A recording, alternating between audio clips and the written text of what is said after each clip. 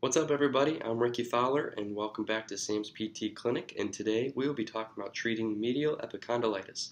Take it away, Sam. Thanks, Ricky, and welcome back.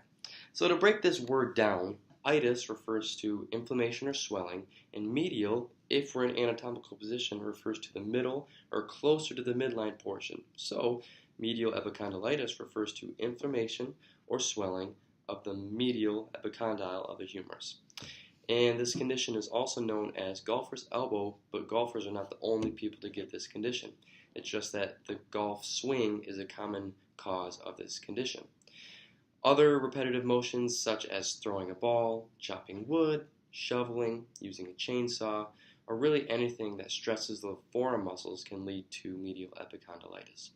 These motions lead to overuse of muscles and tendons of the forearm and elbow, and symptoms include tenderness and pain, and it usually begins at the epicondyle but can also radiate down the rest of the forearm. So for temporary relief, it is often common to take anti-inflammatory medications or get cortisone shots. It's also helpful to rest, ice, or brace the affected area. But for long-term effects, it is important to go through physical therapy or occupational therapy.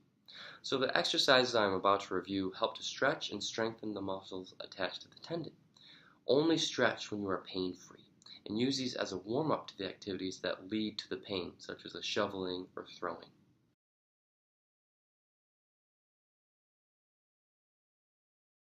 So for this stretch, you're going to want to rest your forearm on something at stomach level and hold a small dumbbell and simply pronate and supinate while stabilizing the elbow. Do this 10 to 20 times, 1 to 2 times per day.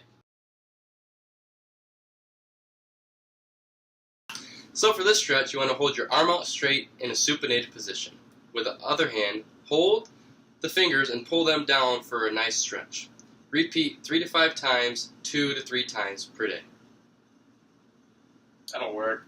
That dog will hunt.